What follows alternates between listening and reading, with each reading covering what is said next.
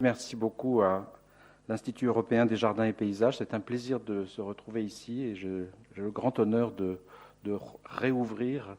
ce lieu qui a été privé d'activité pendant plusieurs mois, plusieurs longs mois. Et c'est un vrai plaisir d'être ici pour ça. Merci aussi d'avoir évoqué la mémoire de Michel Baridon, qui est effectivement quelqu'un qui était très proche et à qui je dois beaucoup de choses, et notamment une bonne partie des thématiques que je vais aborder aujourd'hui. Je commencerai par dire que la conférence que je vais vous faire aujourd'hui trouve sa source dans un essai que j'ai eu l'occasion d'écrire très récemment pour un ouvrage qui va être publié par l'éditeur anglo-américain Routledge en juillet prochain et qui s'intitule British Art and the Environment. Et donc, en quelque sorte, ce que je vous présente aujourd'hui est une version adaptée, bien sûr, mais en français, de cet essai qui paraîtra dans cet ouvrage. J'évoque ça simplement pour dire que les questionnements que je vais aborder, c'est-à-dire finalement le lien entre l'art britannique et des préoccupations d'ordre écologique ou environnemental, c'est un sujet qui est très porteur en ce moment. Il y a beaucoup de recherches qui se font dans ce domaine. Personnellement, je ne me consacre pas du tout à ça exclusivement, mais je dois dire que j'ai été intéressé moi aussi de regarder d'un petit peu plus près ces thématiques-là, et notamment en lien avec cette nouvelle ère qu'on nous propose d'adopter, qui est l'ère de l'Anthropocène, avec le jeu de mots sur l'addition du S, qui permet de immédiatement amener le sujet de l'Anthropocène vers les scènes, les représentations, et donc tout naturellement, on voit bien que le paysage, le genre du paysage, arrive tout de suite comme un questionnement finalement. Est-ce qu'on trouve dans la peinture de paysage une forme d'éveil environnemental, de conscience environnementale sur ce qui se passe dans la nature, en lien avec l'art de la topographie qui est là pour relever précisément ce que l'on voit et ce qu'il y a. Donc c'est un petit peu cette thématique-là que je vais aborder et qui, à ma connaissance, n'a jamais été abordée à l'occasion sur le paysage anglais. Et donc tout ce que je vous présente ici est très tentative, comme diraient les Anglais, c'est-à-dire que je lance comme ça des thématiques qui vont rebondir auprès d'autres chercheurs qui vont les contredire, les enrichir, les détourner, les adapter, et c'est bien ça le but de la recherche. Je commencerai par évoquer un article récent publié dans la revue littéraire britannique The London Review of Books. Dans cet article, l'éditorialiste Catherine Rundell a rappelé la riche histoire légendaire des lièvres et des lapins de Garenne dans le folklore celtique autant que dans la campagne anglaise. Le propos de Catherine Rundell visait surtout, avant tout, à déplorer que 80% de ces lièvres et lapins aient disparu au cours des 100 dernières années en raison des modifications radicales du paysage et notamment de la suppression des haies, non moins légendaires, du bocage britannique. Déjà au milieu du XIXe siècle, 2 lièvres ou lapins avaient tenté de fuir tous ces bouleversements. En 1865, le célèbre lièvre blanc de Lewis Carroll, affolé par la pression de sa montre et sa peur d'être en retard, avait précipité l'innocente Alice dans le terrier du pays des merveilles. 20 ans plus tôt, le petit lièvre brun de Turner s'élançait loin de la locomotive du progrès, dans le célèbre tableau de l'artiste Rain, Steam and Speed, la pluie, la vapeur et la vitesse. Ce tableau se trouve à la National Gallery à Londres. J'y reviendrai. Hare before, trouble behind. Quand vient un lièvre, les problèmes suivent, dit une légende celtique. Et en cette même année 1844, le poète Wordsworth écrivit un poème intitulé « On the projected Kendal and Windermere Railway », c'est-à-dire à propos du projet de chemin de fer entre Kendal et Windermere, poème qui commence ainsi. Is then no nook of English ground secure from rash assault? Que je traduis approximativement par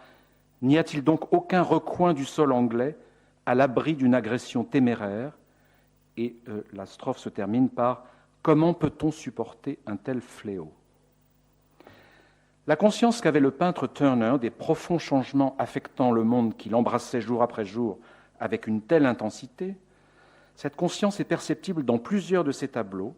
sur un large éventail de registres, allant de la fascination aveuglante à l'angoisse la plus sombre. Dans The Fighting Téméraire, Tugged to Her Last Berth to be Broken Up,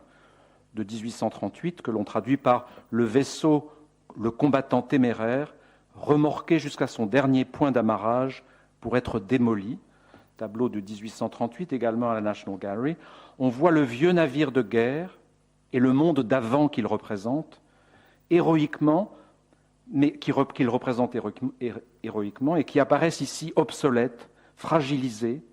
par l'absence des anciennes voiles et surtout la présence du sombre et ardent remorqueur de la modernité. La magnifique lumière qui irradie tout le côté droit de la toile est celle d'un soleil couchant, prêt à laisser la scène à la lune blanche et froide au-dessus des bateaux. Dans le tableau de 1835, Keelmen heaving in coals by moonlight, ce qui signifie manutentionnaire chargeant du charbon à la lumière de la lune, qui est à la National Gallery of Art de Washington, Turner utilise des contrastes marqués d'obscurité et de luminescence pour décrire les réalités sombres et déshumanisantes liées à la demande croissante de charbon résultant des nouvelles pressions de la révolution industrielle, avec ces ombres humaines fantomatiques prises entre la fumée noire et l'éclat orange et blanc des torches sur le côté droit de la toile. Plus tôt dans sa carrière, dans Limekiln at Coalbrookdale, Limekiln c'est un four à chaux, tableau de 1797 qui se trouve au Yale Center for British Art, Turner avait déjà proposé une représentation remarquablement sombre de ce petit four de village, suggérant de façon discrète mais inquiétante la perturbation des rythmes naturels causés par une activité industrielle ininterrompue de jour comme de nuit. Turner ne fut pas le seul artiste à enregistrer les changements contemporains. En 1801, Philippe de Loutherbourg réalisa sa propre représentation de ces fours à chaux, ceux de Madley Wood, qui s'étaient beaucoup développés, propriété de la Coalbrookdale Company, dans son célèbre tableau Coalbrookdale by Night, de nuit, dans lequel il amplifie les effets de clair-obscur de Turner en une scène résolument infernale où dominent les flammes et dans laquelle le feu et la fumée altèrent le paysage environnant, créant ainsi une inquiétante impression de lumière du jour au cœur de la nuit. Tout aussi emblématique des premières représentations picturales de la révolution industrielle, mais cette fois-ci dans une veine plus enthousiaste, les deux tableaux de Joseph Wright of Derby représentant les filatures de coton créées par l'inventeur et entrepreneur Richard Arkwright. Arkwright's Cotton Mills by Night de 1782 et Arkwright's Mills de 1795-96. Ces deux tableaux montrent, vus de loin, les bâtiments en briques de 6 ou 7 étages des usines, harmonieusement nichés au cœur d'une campagne des plus pittoresques. Wright était un ami de l'industriel et homme d'affaires Richard Arkwright, célèbre inventeur de la machine à tisser à vapeur, et Wright en peignit le portrait à plusieurs reprises. On a plusieurs portraits de lui. Le peintre était aussi très proche des membres de la Lunar Society, la société lunaire, dont Arkwright faisait partie, club très influent, composé d'éminentes personnalités de l'industrie, de philosophes de la nature et d'intellectuels, qui se réunissaient régulièrement, entre 1765 et 1813, à Birmingham, en Angleterre. Le nom de cette société, Lunar, provient de l'habitude de ses membres de se rencontrer lors de la pleine lune, car comme il n'y avait pas encore d'éclairage urbain, cet apport de lumière rendait le trajet de retour plus facile et plus sûr. Ses membres se surnommaient eux-mêmes d'ailleurs les lunatiques. À leur contact, Wright s'intéressa beaucoup aux nouvelles découvertes de la science et de la technologie et suivit de près l'histoire qui mena du développement par Arkwright de la nouvelle machine à filer à la mise en place d'immenses usines alimentées par l'eau. Ces deux tableaux des usines, par Wright, l'un de jour, l'autre de nuit, sont incontestablement pittoresques et harmonieux et ne semble pas suggérer que l'un des paysagistes britanniques les plus talentueux et les plus indépendants ait ressenti ou souhaité représenter la moindre perturbation potentielle de la nature. Pourtant, comme l'a récemment suggéré l'historien d'art Jonathan Crary, s'il est vrai que Wright n'aurait pas pu enregistrer de changements dans le paysage, puisque de toute façon ces changements ne furent pas vraiment perceptibles avant plusieurs décennies, sa scène nocturne est troublante du fait de, je cite Crary, de son élaboration d'une scène nocturne dans laquelle la lumière de la pleine lune, éclairant un ciel rempli de nuages, coexiste avec les points lumineux des fenêtres éclairés par des lampes à gaz dans les filatures de coton. L'éclairage artificiel des usines annonce la mise en place systématique d'un rapport abstrait entre le temps et le travail, coupé des temporalités cycliques des mouvements de la Lune et du Soleil. Le tableau Arkwright's Cotton Mills traduit la proximité physique de ces deux sphères, celle de la nature et celle de l'artifice, et laisse un sentiment d'incommensurabilité et d'incompatibilité fatale. Dans le même ordre d'idées, c'est en employant l'adjectif unnatural, contre nature, l'un des termes les plus accablants de la langue anglaise depuis le Macbeth de Shakespeare, que Wordsworth, le poète, fit allusion, lui aussi, au nouveau système de l'usine. Le Parlement est intervenu pour empêcher le travail de nuit qui se faisait dans ces moulins aussi activement que le jour, et par nécessité, plus pernicieusement encore.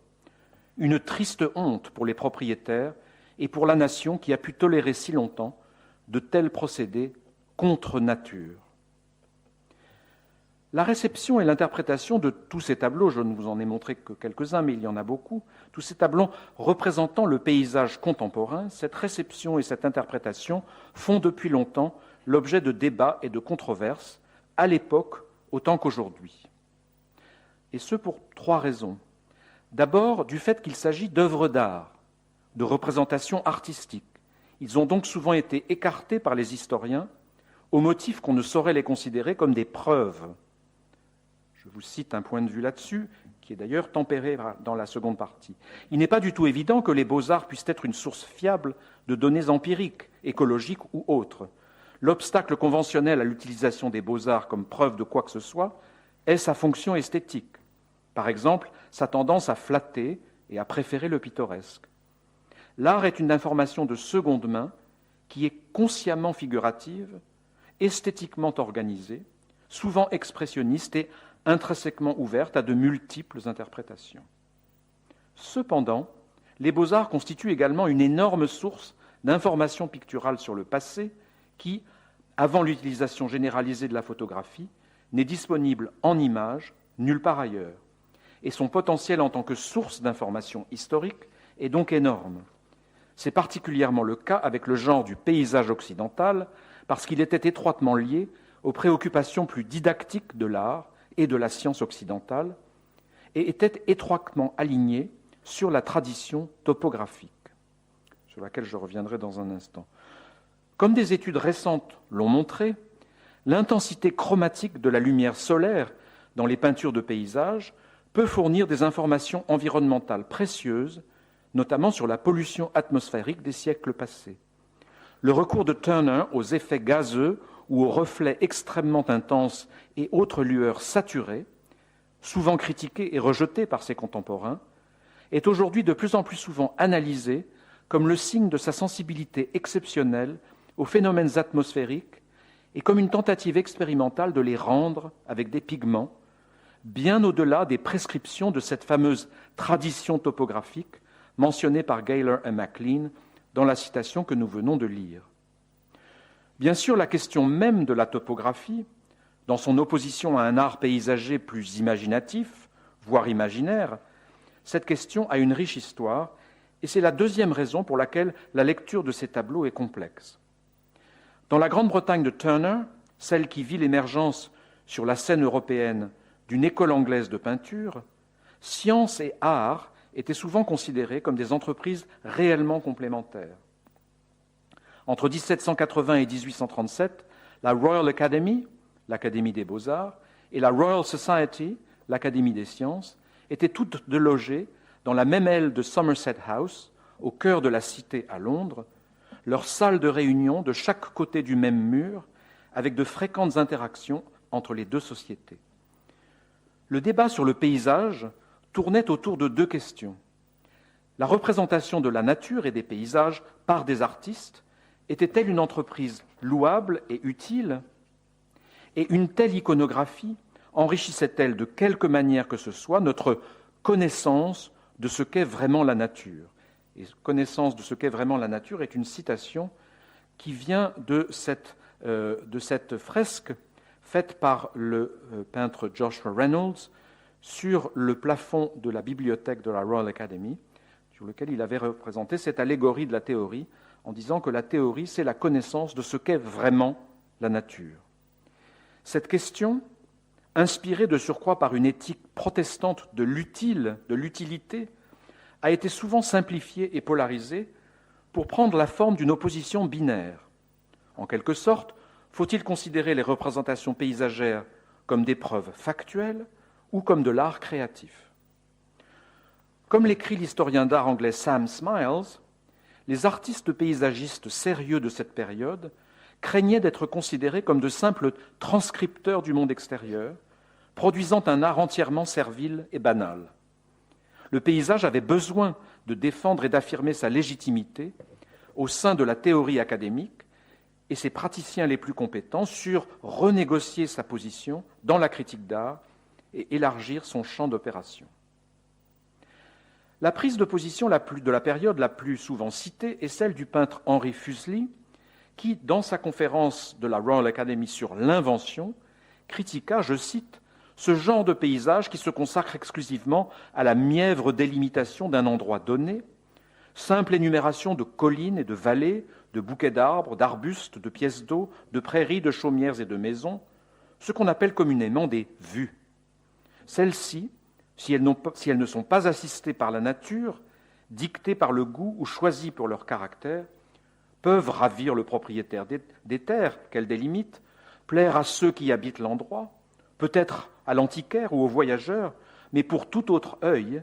elles ne sont guère plus que de la topographie. Les paysages du Titien, de Francesco Mola ou de Salvatore Rosa, ceux des Poussins, de Claude Lorrain, Rubens, Adam Elsheimer, Rembrandt ou Wilson refusent quelque lien que ce soit avec ce genre de cartographie. Pourtant, comme l'ont exploré de récentes recherches sur l'art paysager britannique, la question était à la fois plus riche et plus complexe, notamment parce que, au-delà ou en marge des écrits influents d'un Fuseli, nombreux furent les artistes, comme Constable et Turner en particulier, qui envisagèrent la possibilité d'une porosité beaucoup plus productive entre ces deux catégories de paysages, entre le topographique et l'imaginaire, notamment à l'époque romantique, pour provoquer des émotions fortes face à la contemplation de la nature. Il existait au XVIIIe siècle une variété de paysages appelés topographie, parfois topographie stricte, qui se consacrait à l'enregistrement précis de lieux particuliers. Cependant, au début du XXe siècle, du XIXe siècle, l'art topographique fut transcendé par quelque chose d'infiniment plus sérieux et plus puissant, un style de peinture sublime qui cherchait à représenter la grandeur de la nature et à produire en nous des sentiments de crainte, de peur ou d'horreur. Ce qui, à la fin du XVIIIe siècle, avait été compris comme une distinction entre le pittoresque et le non-pittoresque, se transforma au XIXe siècle en une différence d'élévation et de sophistication morale et esthétique. Que le sujet et l'emplacement de l'image soient réellement reconnaissables ou non, cessa d'être un facteur important. Une troisième raison pour laquelle l'interprétation du paysage de cette période, fin XVIIIe, début XIXe, peut être difficile, est, comme on l'a vu avec les tableaux de Wright of Derby, la réponse ambivalente de la période au développement de l'industrie et à ses conséquences. En 1835, le chimiste et homme d'affaires écossais Andrew Ure pouvait écrire que la Providence a assigné à l'homme la fonction glorieuse d'améliorer considérablement les productions de la nature par une culture judicieuse et de les transformer en objets de confort et d'élégance en dépensant le moins possible de travail humain. une position indéniable qui constitue le fondement du travail en usine et de notre système industriel. À l'opposé, 6 ans plus tôt, le poète Robert Southey, dans sa période radicale, dénonçait les méfaits du nouveau système de travail en usine comme un kyste, une excroissance fongique du corps politique. Cette tumeur aurait pu être contenue et stoppée si les conséquences en avaient été appréhendées à temps.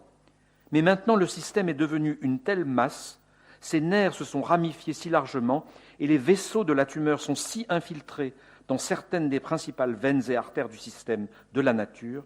qu'il est impossible de l'enlever par absorption et l'excision sera fatale. Si la force d'observation et la modernité de l'art paysager britannique, celui de Constable et Turner en particulier, sont indiscutables, la question de savoir s'ils sont l'expression d'une quelconque forme de préoccupation écologique, consciente ou intuitive, et donc si ces tableaux peuvent être considérés comme une preuve historique pertinente dans nos propres débats environnementaux actuels, tout ceci nécessite avant tout un réexamen attentif des œuvres elles-mêmes. Dans le livre 4 de La richesse des nations, livre 4 intitulé « Des systèmes d'économie politique », publié en 1776, Adam Smith prend acte de l'importance du développement colonial et par une analyse rigoureuse de l'impact de ce développement sur ces 300 premières années, estime sans passion que la découverte du Nouveau Monde a non seulement apporté richesse et prospérité au Vieux Monde, mais qu'elle a également marqué un point de rupture dans l'histoire de l'humanité. La vision d'Adam Smith est, vous le verrez, prudemment optimiste. La découverte de l'Amérique et celle d'un passage aux Indes orientales par le cap de Bonne-Espérance sont les 2 événements les plus grands et les plus importants enregistrés dans l'histoire de l'humanité. Leurs conséquences ont déjà été très grandes, mais dans la courte période de 2 à 3 siècles qui s'est écoulée depuis que ces découvertes ont été faites, il est impossible qu'on ait pu voir toute l'étendue de leurs conséquences. Quels bénéfices ou quels malheurs pour l'humanité peuvent résulter désormais de ces grands événements? Aucune sagesse humaine ne peut le prévoir. En réunissant dans une certaine mesure les parties du monde les plus éloignées, en leur permettant de compléter leurs besoins mutuels, d'augmenter les plaisirs des uns des autres et de s'encourager mutuellement à travailler, la tendance générale de ces événements semblerait plutôt bénéfique. Près de 250 ans plus tard, le 29 août 2016, une recommandation a été présentée au Congrès géologique international pour qu'une nouvelle époque géologique soit officiellement reconnue. Cette époque s'appelle l'Anthropocène et elle conceptualise la période au cours de laquelle les activités humaines ont commencé à avoir un impact significatif et irréversible sur la géologie et les écosystèmes de notre planète. Le terme Anthropocène a été inventé par le chimiste lauréat du prix Nobel Paul Crutzen en 1999. Avant l'Anthropocène, il y avait eu le Pléistocène, défini par l'action dominante de la glace, et l'Holocène, qui a débuté il y a environ 12 000 ans, vers la fin de l'ère glaciaire, et qui englobe la quasi-totalité de l'histoire de la race humaine, définie comme une période de relative stabilité climatique, permettant l'épanouissement de la vie. L'Anthropocène est défini par l'action de l'anthropos, les êtres humains, façonnant la Terre à l'échelle mondiale. J'avais un petit clip vidéo à vous montrer ici, mais je n'ai pas le temps, donc j'avance. Vous voulez le voir quand même? Bon, on va voir le début alors.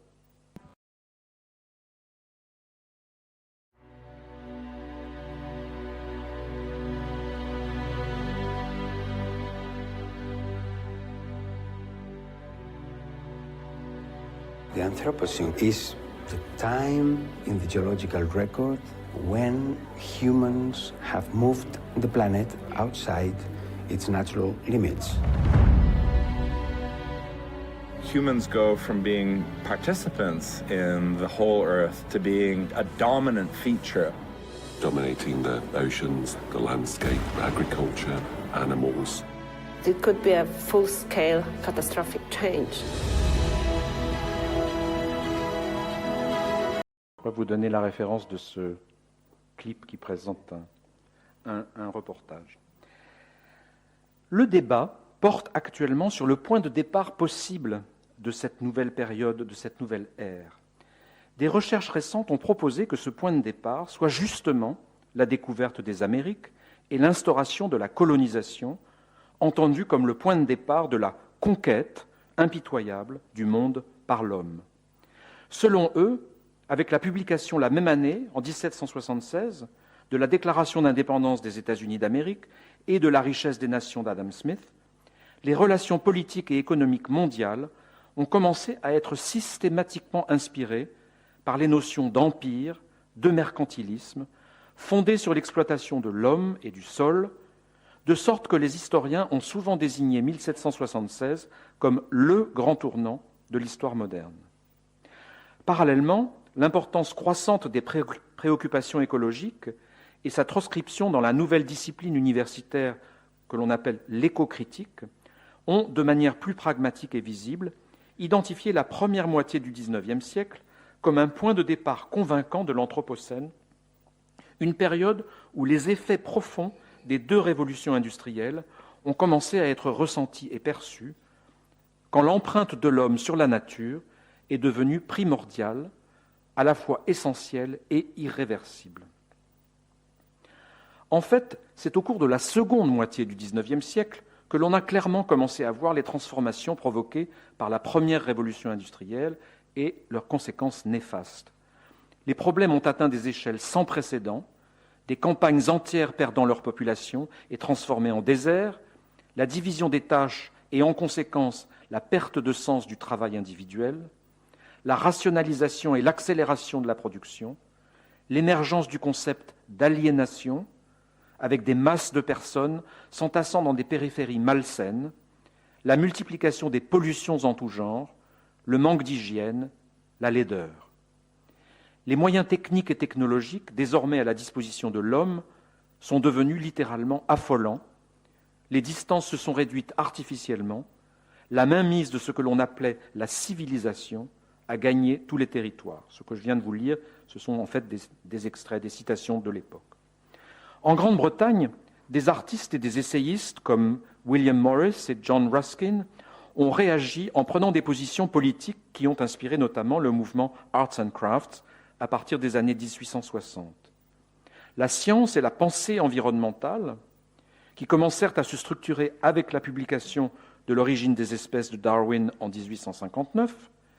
et l'invention du terme écologie en 1866 par le disciple de Darwin, Ernst Haeckel, cette nouvelle science et cette pensée environnementale donnèrent progressivement naissance, par-delà l'étude des interrelations complexes et dynamiques au sein des écosystèmes, donnèrent naissance à de nouveaux questionnements philosophiques sur la place de l'homme dans la nature, sur les caractéristiques et les conséquences de son empreinte plurielle sur cette nature, ce que les anglo-saxons appellent la trace laissée par le pas de l'homme, man's footprint. Ce qui informe ma propre recherche sur ces questions est l'idée que, selon moi, une conscience aiguë de la nature et des transformations profondes qu'elle subit sont en fait déjà perceptibles dans l'art et la littérature du début du XIXe siècle en Angleterre. Bien avant tous les débats sur l'Anthropocène, le sujet a souvent été identifié et discuté dans la poésie de l'époque, depuis les premiers signes prémonitoires de malaise et de nostalgie, perceptibles dans les œuvres des poètes William Collins, Thomas Gray, plus généralement ce que l'on appelle en Angleterre les graveyard poets, les poètes des cimetières, jusqu'à la vision pastorale, amère et désespérée d'un George Crabbe, et surtout, bien sûr, l'importance du souvenir, d'une vision pré-lapsarienne d'avant la chute de l'enfance chez le grand poète William Wordsworth. Certains des grands poèmes de Wordsworth expriment le chagrin et le regret de l'adulte devant la perte de l'innocence enfantine et de la spontanéité naturelle. Wordsworth utilise l'image de l'enfance et de l'enfant pour incarner cette innocence perdue, mais évidemment cet enfant n'est autre que l'homme d'avant, celui que le monde matérialiste du consumérisme et de l'industrie a éloigné de la nature,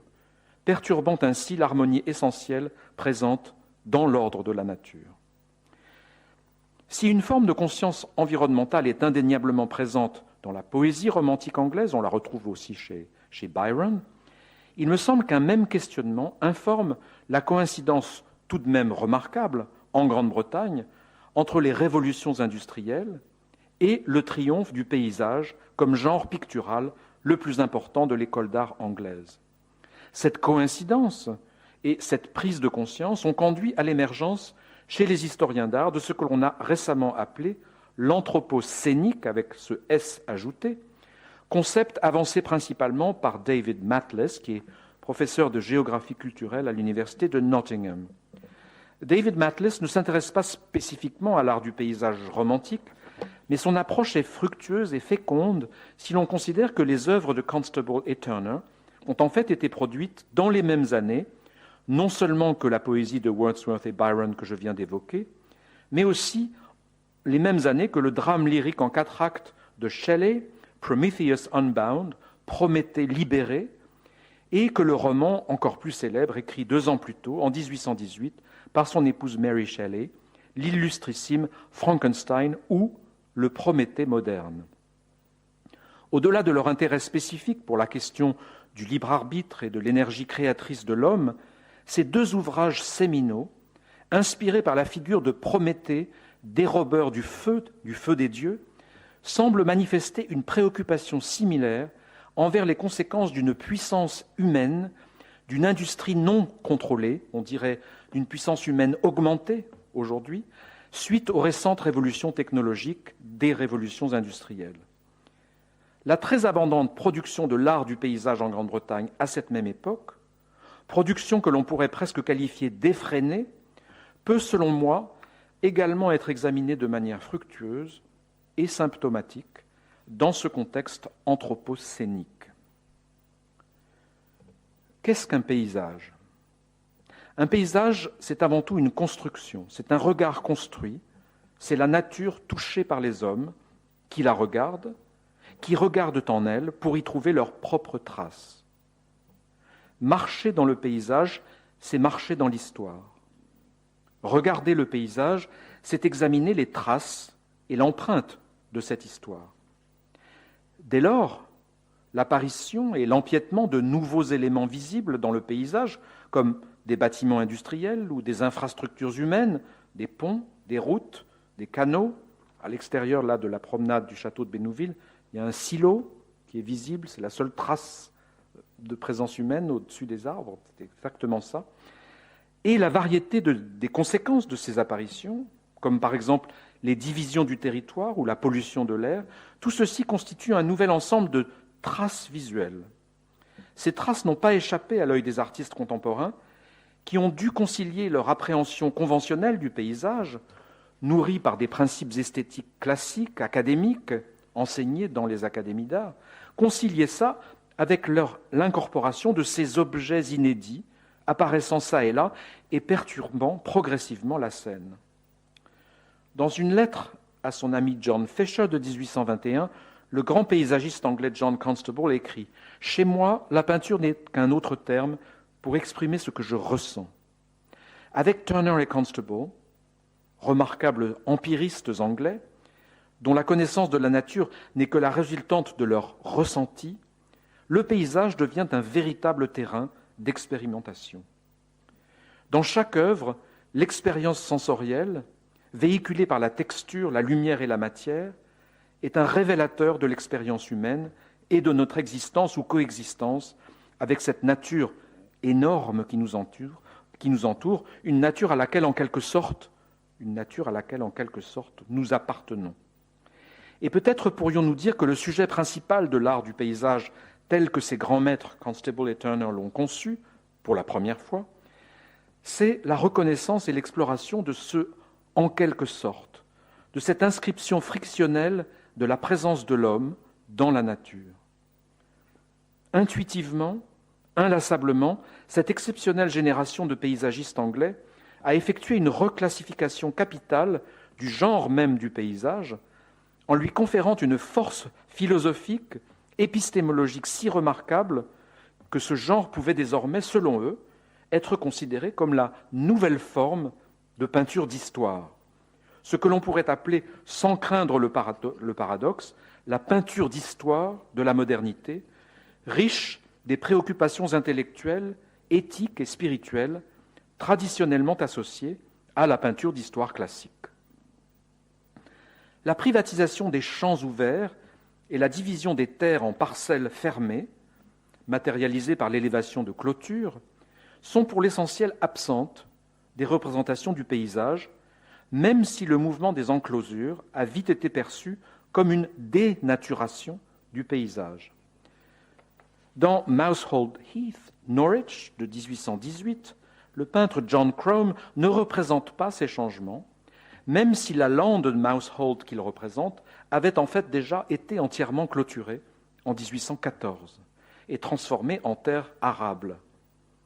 Toutefois, le personnage sur la droite semble pointer un doigt accusateur vers les nouvelles traces de labour qui griffent le paysage, et on remarque que la bruyère de la lande originale a pratiquement disparu. Entre 1762 et 1844, ce sont plus de 2500 lois d'enclosure qui furent adoptées par le Parlement britannique, mettant fin aux droits d'usage et démantelant ce que l'on appelait en France les communaux. Une analogie fructueuse peut, selon moi, être ici suggérée entre cette nouvelle pratique politique et économique de l'enclosure de la nature et le travail de cadrage qu'opère le peintre paysagiste. Si ni Constable ni Turner ne recherchaient l'exactitude topographique au sens littéral du terme, comme on l'a évoqué tout à l'heure, ils se sont l'un et l'autre intéressés à plusieurs reprises, et avec une remarquable variété, à la question liminale du cadre, au cœur de leurs entreprises respectives. En effet, les deux artistes, dans leurs approches différentes, se sont vite rendus compte du défi véritablement philosophique auquel ils étaient confrontés, celui de devoir cadrer le paysage, véritable contradiction dans les termes, puisque leur projet même était de représenter la vérité et la variété infinie de la nature. Leur souci et leur réponse à cette difficulté s'est exprimée et traduite par une expérimentation incessante en matière de format, de médium, de texture, par une répétition inlassable, quasi provocatrice des mêmes sujets, par l'importance novatrice qu'ils ont accordée à l'esquisse ou au travail préparatoire, comme on peut le voir par exemple dans les nombreuses études de nuages de Constable, ou ces immenses esquisses à l'huile, qui sont vraiment des premières dans l'histoire de l'art, ou chez Turner, les représentations récurrentes faites d'une sélection de châteaux en ruine. Expérimentation quasi compulsive, recherche sans fin d'un dynamisme et d'une variété visuelle destinée justement à déranger, à perturber le cadre, et qui nous laisse aujourd'hui avec des dizaines de milliers d'images. Et à ma connaissance, aucun chercheur ne s'est intéressé à cet aspect proprement quantitatif de la production paysagère britannique. L'année où Mary Shelley publia pour la première fois son Frankenstein, qu'on a vu tout à l'heure, en 1818, Turner, alors au sommet de sa carrière publique, présenta à l'exposition de la Royal Academy de Londres 3 grandes peintures à l'huile, dans des styles étonnamment contrastés qui auraient très bien pu être soumis par 3 artistes différents. D'abord un paysage marin, Dort or Dordrecht, the Dort Packet Boat Becalmed, que l'on pourrait traduire par Dort ou Dordrecht, le paquebot Dort au mouillage. Magnifique hommage lumineux au peintre hollandais Albrecht Cuyp du XVIIe siècle, qui était né à Dordrecht. Ce tableau était l'un des préférés de Turner lui-même, et il contient et combine plusieurs éléments essentiels de sa grammaire picturale. D'abord, de même que Londres ou Venise, si prédominante dans son œuvre, Dordrecht est une ville portuaire, lieu d'échange et de mouvement constant. Le paquebot, packet boat, était en fait un navire postal qui traversait la mer du Nord plusieurs fois par semaine. Depuis les premières traces de l'histoire humaine, les ports sont des points de contact essentiels entre l'homme et la mer, des lieux de prospérité, mais aussi de tragédie, témoins privilégiés des fluctuations historiques de l'interdépendance entre l'activité humaine et les forces maritimes.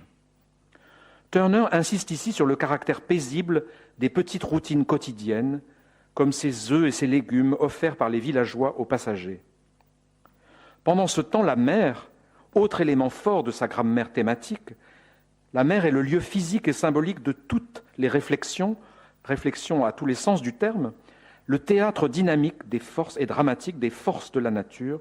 sur la scène duquel le navire, ici calmé, becalmed, nous dit le titre,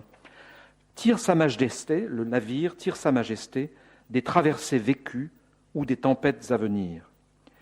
Dominant la scène et la toile, les teintes bipolaires, chaudes et froides du ciel septentrional, sont un hommage à ces paysages hollandais, ces paysagistes comme Cuyp, bien sûr, mais aussi Berchem, Ruysdael ou Hobbema,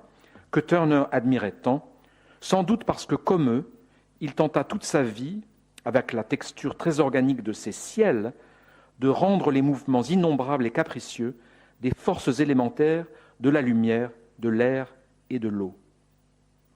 Fait inhabituel dans la carrière de Turner, ce tableau lumineux fit l'unanimité. Le critique du journal Le Morning Chronicle le décrivit comme, je cite, « l'une des peintures les plus magnifiques jamais exposées. C'est un hommage à notre époque. » Tandis que Constable, qui savait de quoi il était question, parle à lui, je cite, « de l'œuvre de génie la plus complète que j'ai jamais vue. » Le deuxième tableau que Turner expose cette année-là, Raby Castle, siège du comte de Darlington, ressemble à un paysage topographique représentant une propriété du nord de l'Angleterre. Le tableau fut commandé par son propriétaire, le comte de Darlington, dont la partie de chasse au renard, ancien passe-temps aristocratique par excellence, sa partie de chasse peut être aperçue furtivement traverser la plaine sombre, traverser cette plaine comme une virgule fugitive. Au centre du tableau, en quelque sorte entre ciel et terre,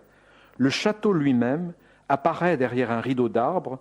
comme un lointain marqueur de l'histoire et de la présence humaine, château dont les créneaux des murs fortifiés, chargés d'assurer la défense, auxquels le nuage au-dessus semble faire ironiquement écho, ces créneaux paraissent bien minuscules et fragiles. Construit sur une terre ayant appartenu au roi viking Canute le Grand au XIe siècle, le château appartint d'abord à la famille Neville, qui joua un rôle de premier plan dans l'histoire de la monarchie anglaise au XIIIe et XIVe siècle, avant d'être acquis au XVIIe siècle par la famille Barnard, à laquelle il appartient toujours. Turner était ainsi souvent employé, et nourri d'ailleurs, par de grandes familles anglaises pour représenter leurs propriétés. Peu de temps avant sa visite au château de Raby, l'ensemble du domaine, comme tant d'autres à travers le pays, avait été aménagé en parc, les rigueurs de l'histoire s'estompant au profit d'un mode de vie naturel et cultivé, au sein d'une campagne anglaise transformée en un nouveau jardin d'Éden, à une époque où la Grande-Bretagne devenait le centre du monde. Turner, comme dans toutes ces scènes anglaises, s'intéresse ici aux traces de l'histoire de la nation et surtout à leur disparition. Animé des mêmes grandes ambitions que son contemporain Constable, il a doté la peinture de paysage, au travers de sujets insolites et de formats remarquablement grands, d'un nouveau statut dans l'art européen. Le sujet principal du tableau est ici avant tout pictural, la méditation sur le caractère éphémère des vicissitudes de l'histoire s'y exprime à travers le jeu agité du vent et des nuages qui éclairent et assombrissent tour à tour la campagne environnante, dans laquelle château et chasseurs, au bout du compte, apparaissent comme des détails quasi insignifiants. Le troisième tableau exposé en 1818, The Field of Waterloo, le champ de bataille de Waterloo, peut réellement être qualifié de peinture d'histoire moderne. Véritable nocturne cauchemardesque, on y voit la lune pâle et les torches des survivants se conjuguer pour révéler les amas de cadavres et les horreurs de la guerre qu'aucune nuit, jamais, ne parviendra à faire disparaître. Amis, ennemis, confondus dans une même sépulture rouge, avait écrit Byron dans son épopée poétique Childe Harold's Pilgrimage, le pèlerinage de Childe Harold, publié cette même année 1818, un vers que Turner ajouta au titre de son tableau dans l'entrée du catalogue de l'exposition. L'année précédente, lors d'un voyage en Flandre, Turner avait visité le célèbre champ de bataille qui gardait encore de nombreuses traces du massacre, et les notes fiévreuses qu'il écrivait à cette occasion trahissent l'émotion de l'artiste visionnaire qui prit soudain conscience, comme son contemporain le poète, des conséquences locales et mondiales de l'événement et ressentit profondément le caractère tragiquement futile de ces pertes humaines indifférenciées. Comme souvent dans son œuvre, Turner traduit ici l'intensité des tragédies humaines dans un langage pictural qui évoque Rembrandt, mais aussi toute l'iconographie des massacres et des désastres de l'Ancien Testament, genre auquel il a lui-même contribué plusieurs tableaux. Waterloo est représenté comme le point culminant apocalyptique de la saga napoléonienne, et alors que pour tous les conservateurs européens, la défaite de l'empereur français était ressentie comme une purge bénéfique et nécessaire, dans la vision de Turner, elle se lit principalement comme un mauvais présage anthropocénique pour tous les nouveaux bâtisseurs d'empire, notamment à l'aube de l'ère victorienne, tous les adeptes du principe d'une Rule Britannia planétaire. Inutile de préciser que le tableau fut très mal reçu à Londres. Représenté dans une lumière pâle et frontale mortifère, Turner défie ici toutes les règles académiques en matière de composition harmonieuse et dépeint la lumière de face. Entouré d'une fumée âcre et morbide, l'humanité n'est ici représentée que comme un magma de chair pourrie au sein d'une nature ravagée. Les trois tableaux que nous venons de voir ont à peu près le même format,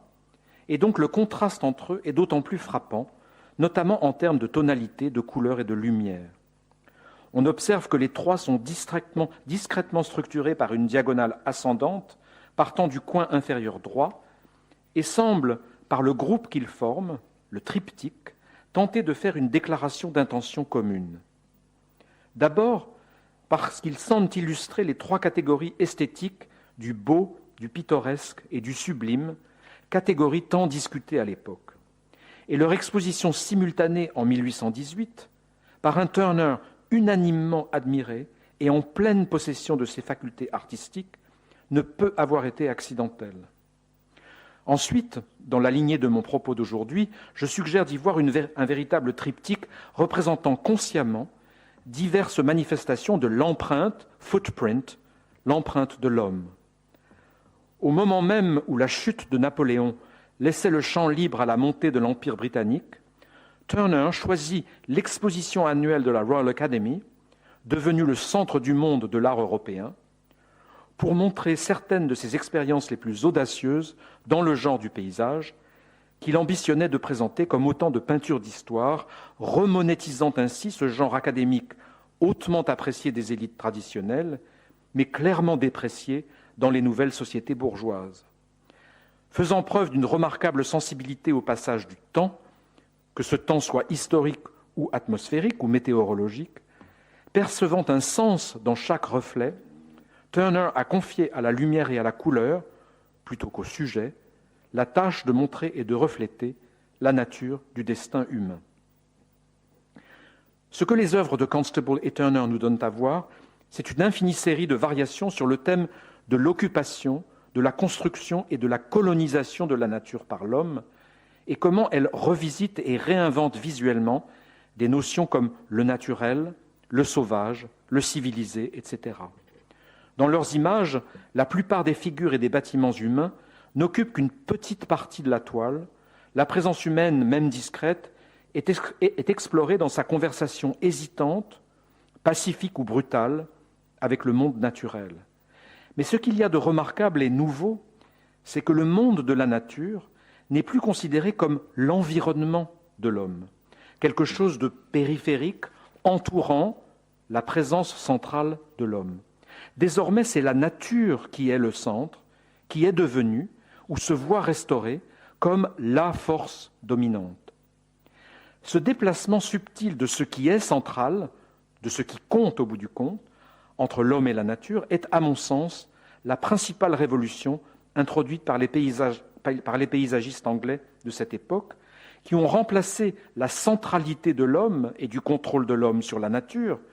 cette centralité qui est la principale caractéristique de la peinture d'histoire classique, mais qui est aussi la principale caractéristique, principe fondateur du colonialisme, la centralité de l'homme, ils l'ont remplacé, cette centralité sur la nature, par l'extraordinaire force symphonique dont ils ont doté cette même nature dans toutes les scènes réelles qu'ils ont représentées. L'art du paysage du XIXe siècle reflète ainsi la disparition des cosmologies théologiques et classiques chrétiennes et la montée de nouvelles cosmologies dans lesquelles c'est la nature, et non plus le sujet humain, qui est la pierre de touche de la vérité. De plus en plus, la peinture de paysage européenne représente un monde façonné par l'interaction environnementale des choses, des forces et des climats naturels, plutôt que par un décret divin ou la raison humaine, comme si un ordre moral pouvait être discerné dans la nature elle-même. Il semble donc de plus en plus possible, et peut-être même nécessaire, de considérer l'art paysager de la période romantique britannique comme un témoignage, comme une preuve,